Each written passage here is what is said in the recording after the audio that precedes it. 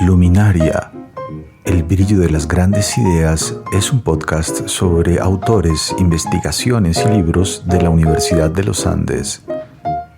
Lo mejor de la academia en 15 minutos de charla. Conduce Josefina Marambio.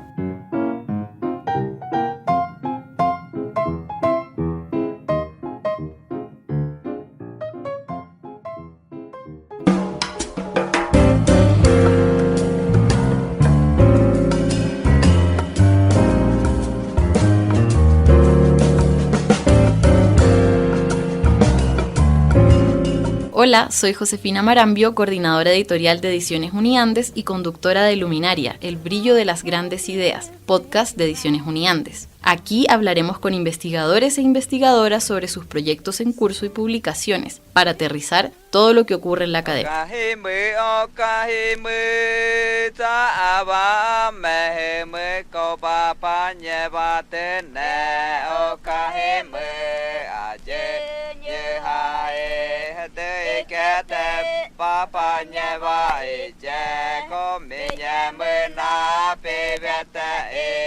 Este año se celebra el centenario de la publicación de La Vorágine, escrita por José Eustacio Rivera. Quienes estudian y admiran esta novela vuelven a aproximarse a ella para releerla desde distintas perspectivas y encontrar nuevos caminos en la selva riveriana. ¿Recuerdan cómo fue su primer acercamiento a La Vorágine? ¿Tal vez en el colegio o por recomendación de algún amigo? En este especial de Luminaria, grabado en el marco de la Feria Internacional del Libro de Bogotá, queremos invitarlos a que se vuelvan a encontrar con este clásico de la literatura latinoamericana, a que lean desde otros puntos de vista y llenen de nuevos sentidos esta obra en sus 100 años. Para esto, invité a dos expertos que han estudiado y editado la obra de Rivera.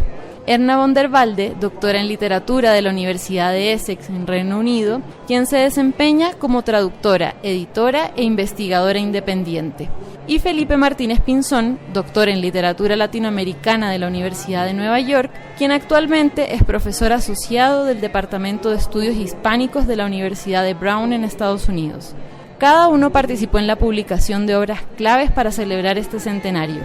Erna von der Walde, junto con Margarita Serge, son las editoras académicas de La Vorágine, una edición cosmográfica que incluye la novela de Rivera, mapas y una selección de escritos para tener una mirada panorámica de los discursos y la zona en la que transcurre la obra.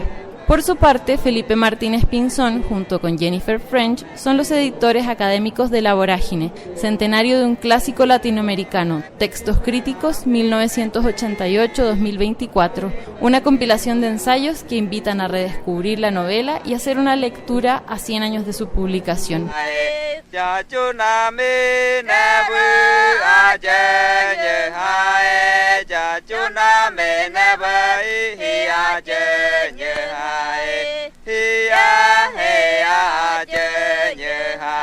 Bienvenidos Felipe y Erna, esta es la primera vez que tenemos dos invitados al tiempo en Luminaria, así que es un especial, muy especial. Bienvenidos.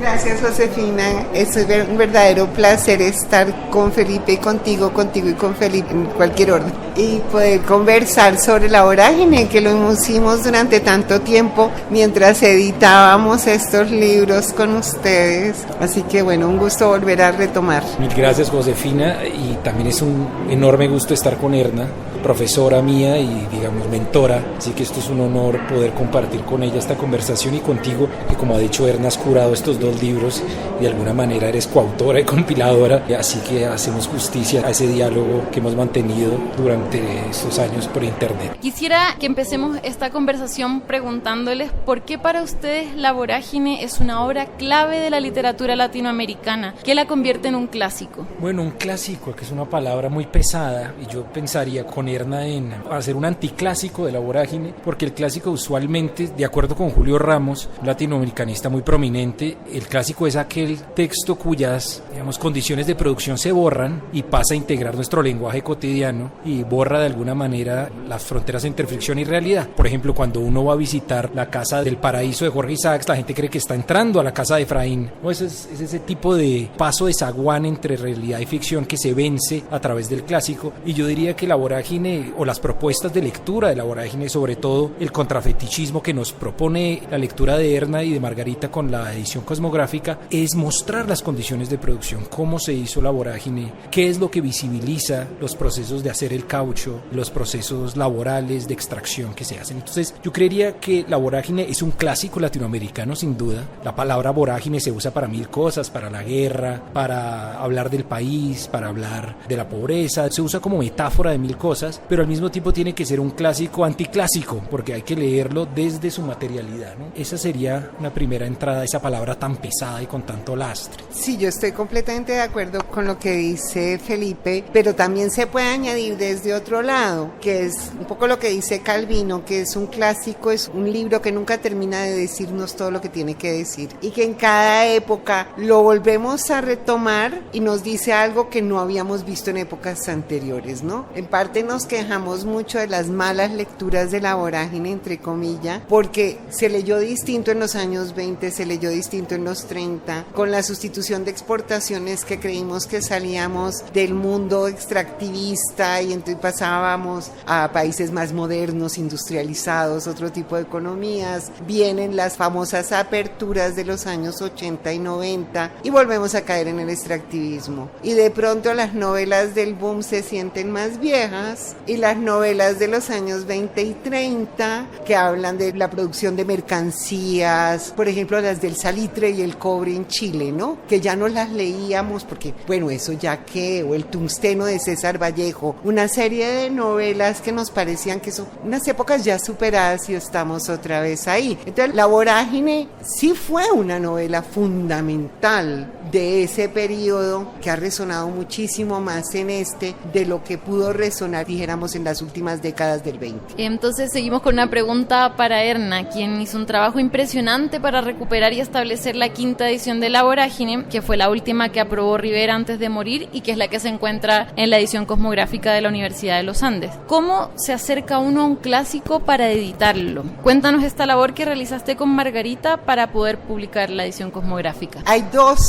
momentos cruciales en esto. Está uno, lo de establecer el texto, que era, bueno, el texto literario en un punto se vuelve un texto sagrado, casi intocable, en la medida en que también está citado numerosas veces. O sea, en el momento en que lo intervienes, eso es como un efecto dominó. Si cambias una cosa, quién sabe cuánto de la crítica estás tumbando, cuánto de la tradición literaria, cuántas lecturas. Uno puede derrumbar demasiadas cosas ahí. Entonces hay que tener mucho cuidado, ¿no? Tener una cierta conciencia de una tradición crítica, una tradición de lectura. Pero por otro lado, y aquí sí quiero mencionar a Hernán Lozano. Hernán Lozano escribió un artículo maravilloso cuando se conmemoró el centenario del nacimiento de Rivera en 1988, señalando la cantidad de errores editoriales que ha padecido la novela, ¿no? Le cambian el prólogo y la carta de coba de orden, eliminan distintos aspectos de la producción del texto, cambian las divisiones que él hace en esas pequeñas secciones que son fundamentales para entender además parte del estilo. Entonces era como tratar de sumergirse en el texto de una manera en que sin hacerle demasiado daño a la tradición se pudiera recuperar un texto más limpio. Y por supuesto, en el punto que más énfasis hacemos, los mapas habían desaparecido. Rivera había comisionado 4 mapas para la edición de 1928 que hizo en Nueva York y nunca más se volvieron a imprimir. Entonces, bueno, con una nueva conciencia de nuevo con la que leemos hoy en día el espacio de la nación, los espacios geográficos, recuperar los mapas era fundamental. Otro de los aportes interesantes de esta edición cosmográfica es que incluye una selección de textos que permiten comprender mejor los discursos de la época y el lugar también en el que transcurre la novela. En ese sentido, y esta pregunta sí va para los dos, ¿cuál es el país que muestra esta obra? ¿Y cómo podemos comprenderlo pero con nuestra mirada del siglo XXI? Excelente pregunta. Habría que volver, con Erna hemos hablado que hay que centrarnos en el texto, pero en este caso se derrama un poco el texto hacia la persona. José Eustacio Rivera era del Huila Huila, y no de Neiva precisamente, sino de afuera de Neiva, ¿no? Había crecido en la ruralidad y durante su vida se movió hacia Bogotá, y de Bogotá pasó a Perú primero, luego a La Habana, luego a Nueva York. Es alguien que se movió por muchos lados, así que es alguien que sentía verdaderamente la marginalización de ciertos territorios nacionales, y yo creo que parte de su sensibilidad de saberse, digamos, habitante de Bogotá por primera vez en su generación, digamos, de su familia, lo hacía alguien particularmente sensible a esas diferencias territoriales. Tenía el mapa etnoclimático de la diferencia, como diría Margarita Serge, en la cabeza. Entonces, la Colombia de él era esta Colombia segmentada geográficamente, pero también una Colombia que emerge de la Guerra de los 1000 días. Es una Colombia empobrecida que se echa a cuestas con la generación de Rivera a reconstruir el país. Rivera pertenece a una generación que es la generación del centenario, que de alguna manera es una generación de búsquedas, que está tratando de atacar 1000 frentes, ¿no? Cómo vamos a hacer la unión, la concordia nacional de los partidos, cómo vamos a cerrar las fronteras, cómo vamos a tratar de acabar con la influencia de la iglesia durante inclusive la hegemonía conservadora. Muchos de estos retos no los van a cumplir, y lamentablemente sigue siendo un país que es diferente, pero no tanto de ese país de José Eustacio Rivera en las primeras décadas del siglo XX. Sigue habiendo enormes regiones periféricas, sigue siendo un país androcéntrico y andinocéntrico, así que la vorágine es trágicamente, y esto lo ha dicho Margarita Serge, exasperadamente actual, la vorágine. Y creo que José Eustacio Rivera, a través del lenguaje poético de la novela, nos tiene mucho que decir a los colombianos del siglo XXI. Sí, creo que es poco lo que podría yo añadir, salvo quizás que seguimos, como dice Felipe, citando a Margarita, exasperadamente luchando por ver cómo hacemos para que nos quepa el país en la cabeza. Siempre hablamos un poco de a quién le cabe todo el país en la cabeza. No nos cabe el país en la cabeza. No entendemos muchas de las dimensiones, empezando por las geográficas, pero más allá de las geográficas, tenemos unas versiones absolutamente raras, distorsionadas de nuestra propia historia, de esa construcción del país de regiones que se hizo en el siglo XIX, que generó este paísito chiquito dentro de un país enorme y que dejó todos estos espacios de frontera por fuera de la historia, por fuera de la geografía, por fuera de la cultura, por fuera del imaginario. Seguimos de alguna manera sin poderlo superar, con todo el que ya son 2 horas de vuelo y no 4 semanas de viaje. Seguimos sin poder armar un mapa de la nación en donde, un poquito para poner casi que un eslogan político, en donde quepamos todos. Quienes estudian la vorágine saben que los textos críticos de Montserrat Ordóñez son fundamentales para comprender la novela. Sin embargo, esta compilación se publicó en 1987 y hasta ahora no se habían reunido estudios en una perspectiva actualizada. Entonces, Felipe, cuéntanos más sobre la compilación La vorágine, centenario de un clásico latinoamericano, obra que fue posible editar gracias a la participación de la Universidad de los Andes, Universidad del Rosario, EAFIT y la Escuela Superior de Administración Pública. Josefina, pues acá tengo que reconocer también a Jennifer French, la coeditora del texto, que en el 2019, cuando la invité a un seminario de doctorado a hablar de la vorágine, cuando se terminó el seminario me dijo: Felipe, ¿qué vamos a hacer para el centenario? Faltan 5 años. Le dije: Jennifer,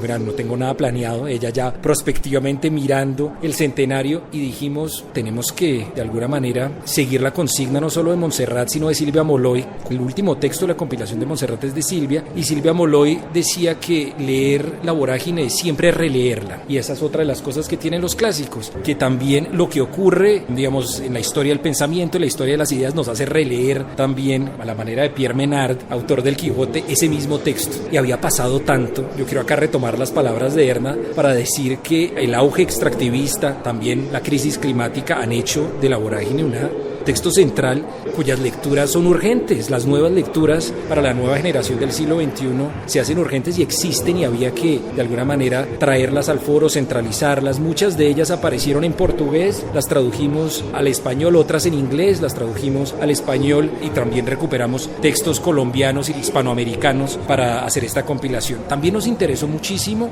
dialogar con los países vecinos. Es una novela ultranacionalizada, que yo creo que es una novela mucho más global, mucho más transregional, y comisionamos textos de críticos brasileños, venezolanos, peruanos, para que nos contaran un poco la vorágine, cómo es leída desde las tradiciones nacionales peruanas, venezolanas, brasileñas, cuáles son esas historias que la vorágine arma o desarma en sus propias naciones. Así que eso es muy hermoso. También tenemos dentro del libro rescates de archivo. Camilo Páez Jaramillo encontró, en la Biblioteca Nacional estaban los mapas que dibujó el propio Rivera cuando se autoexpulsa de la Comisión de Límites y desciende por el Orinoco. Orinoco y hace unos mapas fascinantes, y también él comisiona a varias personas, a Fidel Franco entre ellas, Franco, no sé si el nombre era Fidel Franco, apellido Franco, un texto que se llama Modo de trabajar la goma en Brasil, y ahí estaba en la Biblioteca Nacional, comisiona este texto Rivera y lo transcribimos también. Carmelita Millán encontró los archivos, los bienes que dejó Rivera al morir en su apartamento en Nueva York. Es fascinante verlo, es un poquito, como dice Jennifer, mórbido acercarse a eso que publicamos allí, pero se da uno cuenta, por ejemplo, de cosas que habían, digamos, asaltado a la crítica por muchos años, que es el manuscrito de Mancha Negra,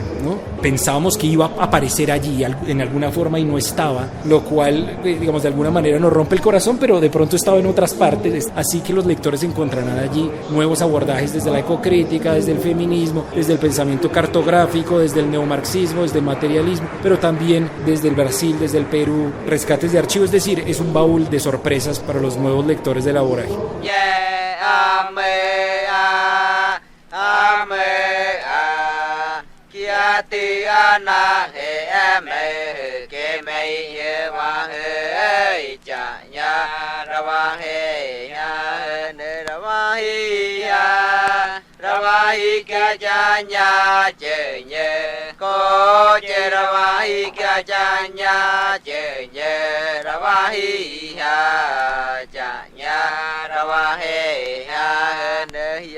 La Vorágine ha sido encasillada como la gran novela de la selva, como dijo Horacio Quiroga. Sin embargo, hay mucho más. Como proponen Erna y Margarita en su introducción a la edición cosmográfica, es importante considerar que esta obra muestra el modelo extractivo exportador. Erna, ¿qué luces nos pueden dar sobre esta nueva lectura? Bueno, sí, es un poco el énfasis que hacemos ahí. Es por un lado lo que ya dijo Felipe, esta no es una novela solo colombiana que se leyó como nacional y de una región de la nación. Es una novela, por un lado, que es de una gran extensión de la cuenca amazónica, concentrada en un proceso de extracción, mejor dicho, no en uno, perdón, en varios, porque vemos el hato ganadero, vemos las plumas de garza, vemos el caucho, es decir, se menciona el balatá, que es otro tipo de caucho, se menciona el castilla, que es otro tipo de caucho. Entonces, está haciendo un mapa de distintos procesos extractivos, que ese es un punto que es fundamental y que la región amazónica la concebimos muchas veces, cada vez que hay un proceso extractivo, entonces de pronto se miran las transformaciones, lo que ha pasado cuando desaparece ese proceso, cuando llega el momento del pasado, el boom, es como si la Amazonas se hubiera quedado en silencio, ¿no? El efecto Bella Durmiente que yo llamo de la historia amazónica. Entonces se va el caucho, se acaba el caucho o disminuye o se reduce su importancia global y es como si la Amazonas se quedara sin historia. Entonces hay como esta cuestión en la novela que para nosotras era central. El boom del caucho en realidad termina, dijéramos, el boom en donde Brasil es el mayor exportador y que quiere decir, por Brasil se saca la mayor cantidad de caucho amazónico, termina más o menos en 1913. Lo que muestra la novela de Rivera es que el proceso de explotación sigue en el 22. Y lo que miramos en los procesos históricos, que es algo que incluimos también en el dossier de textos, es que si uno sigue los procesos históricos, estos procesos extractivos siguen. Y los procesos extractivos, un proceso se asienta sobre lo que ha dejado el anterior. Y se nos olvida, por ejemplo, que el Amazonas, con el boom cauchero, con este ciclo tan impresionante, lo que se llamó la fiebre del caucho, tiene 3 ciudades importantísimas. Se urbaniza el Amazonas, crece lo que era un villorio como Iquitos, se convierte en un puerto importante. Manaos es un lugar que tiene una ópera del tamaño de una ópera europea, donde llega Caruso a cantar. Pará es uno de los puertos más importantes del Atlántico, el lugar de los puertos. En cuestión de 50 años, la población casi que se multiplica por 10. Llega gente de todas partes del mundo, aparte que llegan de todas las regiones de Sudamérica, que alimentan el grupo de trabajadores enorme que se va a utilizar, se colonizan las tierras de los indígenas, se les desplaza, se les priva de sus territorios, está llegando gente de todas partes, están llegando comerciantes que vienen, como muestra la vorágine. La turca Zoraida Iram es una persona que llega de la caída del Imperio Otomano a ser comerciante en el Amazonas. Esto es una cosa de unos movimientos globales increíbles, sino que los procedimientos narrativos de Rivera son increíbles porque siempre están insinuados como en el trasfondo, pero es en el trasfondo en donde está pasando como un diorama de transformaciones sociales, políticas, ambientales, que solo aparecen como una frasecita, ¿no? Entonces los personajes principales están ahí paraditos, hablando y sufriendo sus aventuras propias y sus odiseas, como dice Coa, y atrás va dando vueltas este diorama alucinante de la transformación del Amazonas. Acá en la feria, estamos en la Feria del Libro. Erna hizo una exposición fenomenal con Jimena Gama que se llama El árbol que devoró un mundo, que está en el auditorio José Asunción Silva. Y pensando en lo que nos acaba de decir Erna, hay un detalle espectacular de la exposición que es el ventanal que alumbra todo lo que hay adentro, que hace posible lo que hay adentro. Es un mural, digamos, hecho en vinilo de una, si no estoy mal, de una publicidad de Goodyear alemana, más o menos contemporánea.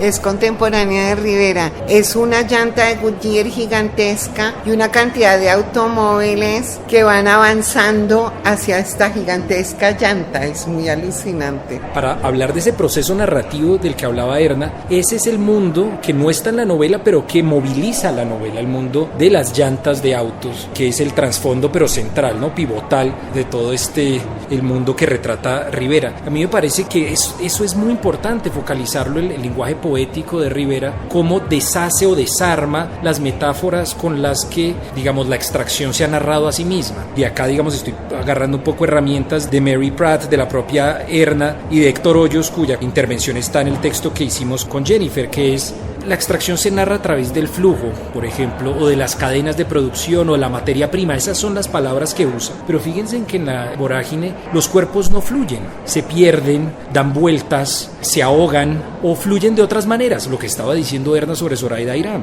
¿no? La encontramos a través de unos, digamos, trayectos globales que no son los que normalmente pensamos, que son América Latina a Europa, las metrópolis, Londres, Buenos Aires, ¿no? Acá hay otro mapa que se está haciendo. También la cadena de producción, que es una palabra tan antiséptica o aséptica, acá aparece cadenas de verdad, esclavitud, horrores, sangre de todo tipo. Lo mismo que la materia prima está viva, los árboles hablan, los árboles complotan rebelarse frente a los hombres e ir a las ciudades en esta. ¿Se acuerdan que el Pipa tiene una alucinación de Yagé? Así que el lenguaje poético monta y desmonta las metáforas, hace, nuevamente vuelvo al término de Erna, un contrafetichismo para que nos extrañemos de los procesos y los veamos de manera mucho más real, ¿no? Y nos refresca la manera de entender el mundo. Justo ahora, a propósito del centenario y como de este ejercicio de volver a releer La Vorágine, yo también estoy releyéndola. La primera vez que me enfrenté a esta novela fue hace como unos 15 años y me llamó mucho la atención en esta relectura que en mi memoria los personajes femeninos estaban totalmente diluidos.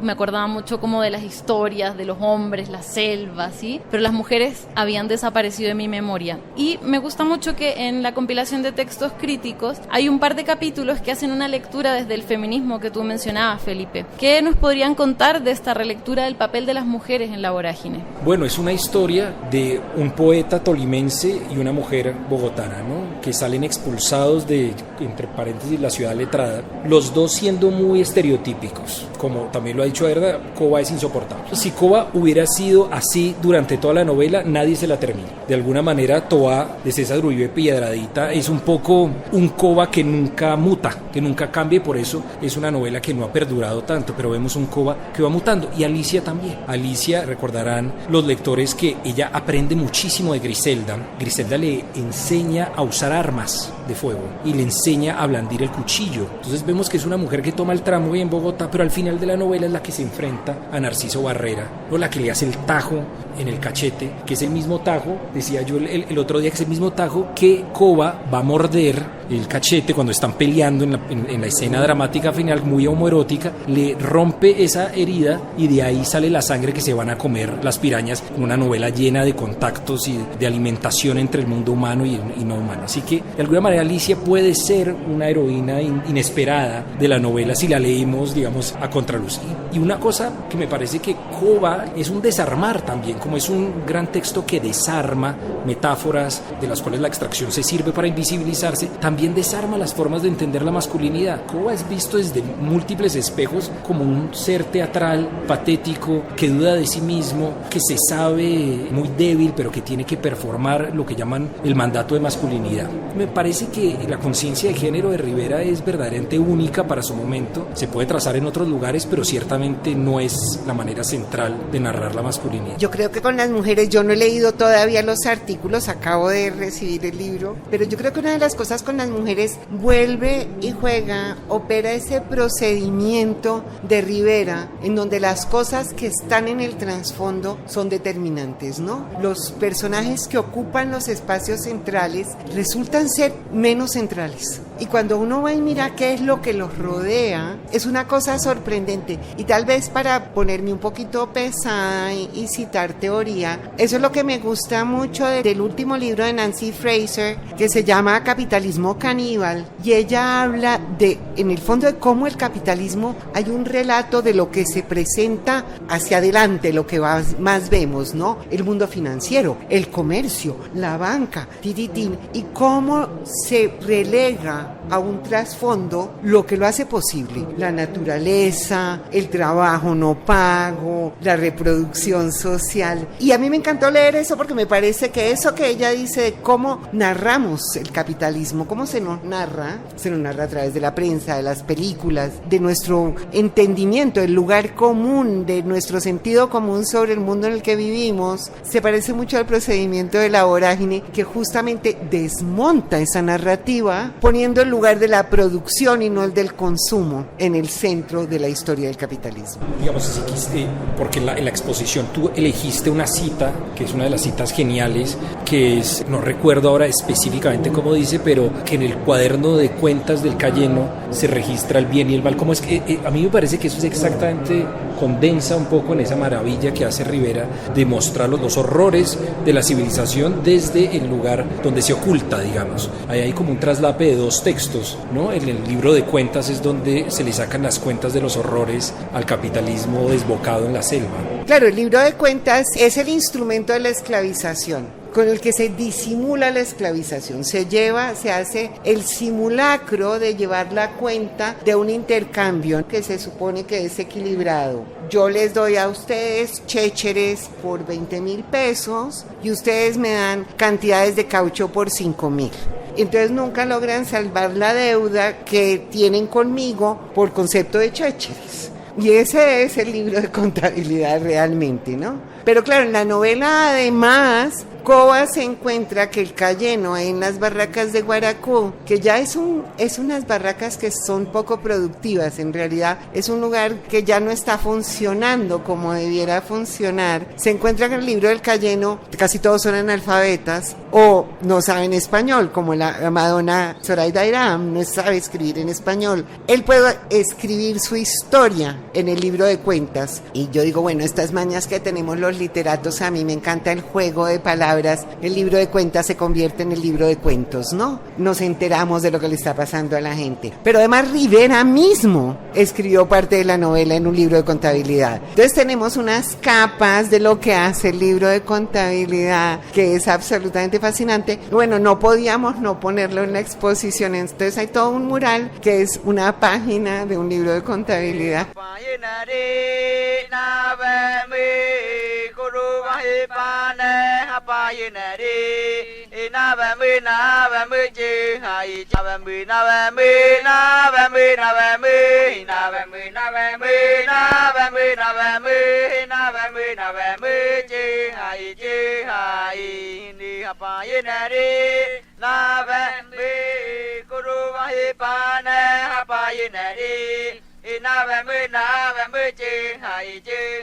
Para finalizar, entonces, quisiera que invitaran a nuestros oyentes a leer o a releer La Vorágine, en especial pues la edición cosmográfica de la Universidad de los Andes, y para que puedan profundizar y entender otras perspectivas, también los textos críticos compilados por Felipe y Jennifer. Invitemos a nuestros lectores entonces a sumergirse en la selva riberiana, que me gustó mucho ese concepto. A perderse en la selva. Sí, la propia Montserrat, tomando palabras de Clemente Silva, decía que para leer La Vorágine hay que perderse y escuchar los murmurios, que es una palabra que usa Clemente Silva en una de sus picuriadas de cuando se pierde por la selva. Yo creo que hay que tener paciencia también. Cuando uno está perdido hay que también ser paciente. Muchas personas se exasperan con el lenguaje de la novela, y yo creo que la edición de Erna y Margarita hacen un trabajo muy lindo de mantener el vocabulario, el último vocabulario que hizo José Eustacio Rivera. Usen a Rivera, al propio poeta, para orientarse, vayan a ese vocabulario y vuelvan, gocen la oralidad. Es una novela llena de voces, tiene por lo menos 5 narradores, aparte, de los árboles, ¿no?, de la vegetación.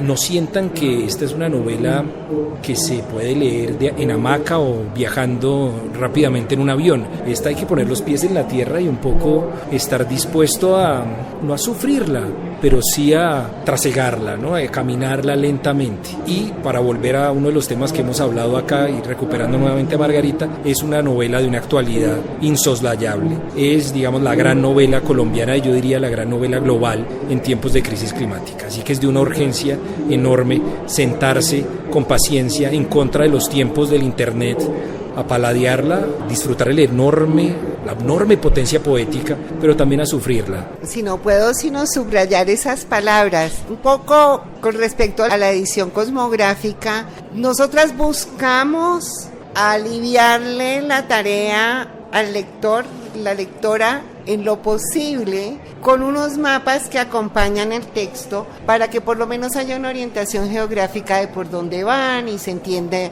un poco más la dimensión espacial de La Vorágine. Y en la edición de Jennifer y Felipe de los textos críticos hay un pequeño resumen que, aunque parezca una tontería, realmente es muy útil. Es como cuando uno va a ver una serie de Netflix. Yo sé que esto es una banalización, pero yo me leo los resúmenes para ver si realmente quiero o no. Esa es parte de la cultura de hoy en día. Leemos primero un resumen, o bueno, si quieren ponerlo en un tono más complejo, lo mismo hago cuando voy a la ópera.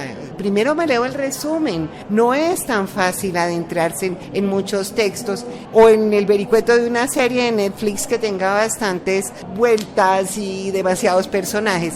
Eso pasa acá. Yo recomiendo mucho ese resumen porque creo que ayuda muchísimo a orientar al lector, a las lectoras. Lo mismo los mapas para una novela que es tan del espacio, y yo creo que también si es un ejercicio de lecturas no productivas, porque no dejarse sumergir, no hay que entender, o sea, ayúdense un poquito, pero no siempre hay que entenderlo todo, y a veces las cosas solo le llegan a uno meses y años después. Yo la primera lectura de La Vorágine no entendí nada, obviamente, y bueno, muchos años después ahí sigo dándole, cada vez un poquito mejor, pero siempre vuelvo y me pierdo.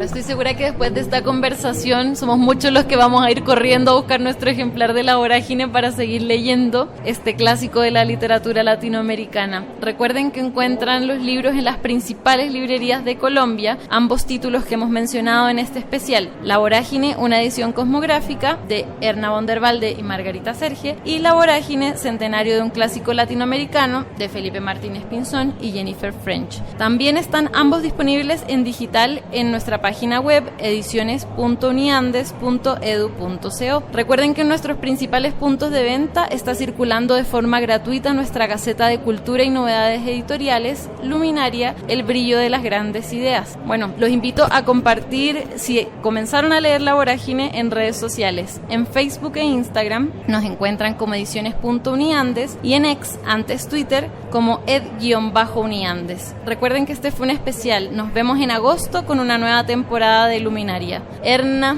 Felipe, muchas gracias por su tiempo, por esta riquísima conversación. Gracias por acompañarnos. Gracias a ti, Josefina, que no solo nos acompañaste hoy, sino a lo largo de todo el proceso de producción, y gracias a la Universidad de los Andes, Ediciones Uniandes, que hizo estos proyectos que cuando se plantearon era como un mensaje en una botella. No sabíamos a dónde iban a llegar. Sin ustedes no habría sido posible.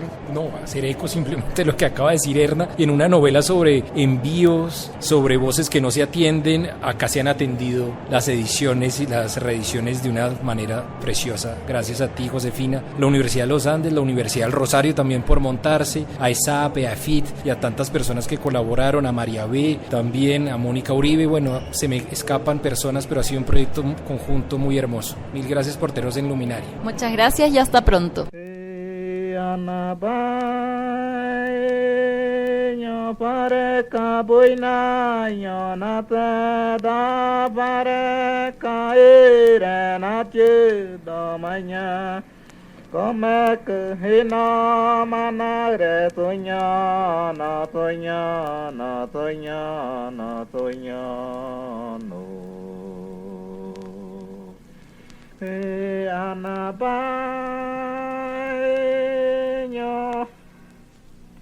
No te cobuinaño, no te da, no te coire, na chư đò mà nhà có mẹ cứ hi no mà na ra tôi nhỏ, nó tôi nhỏ, nó tôi nhỏ, nó tôi nhỏ nụ. Ana bai nhỏ tơ rơ mà bôi na nhỏ na tơ na tơ rơ mà re na chư đò mà nhà có mẹ cứ hi no mà na ra tôi nhỏ, nó tôi nhỏ, nó tôi nhỏ, nó tôi nhỏ nụ.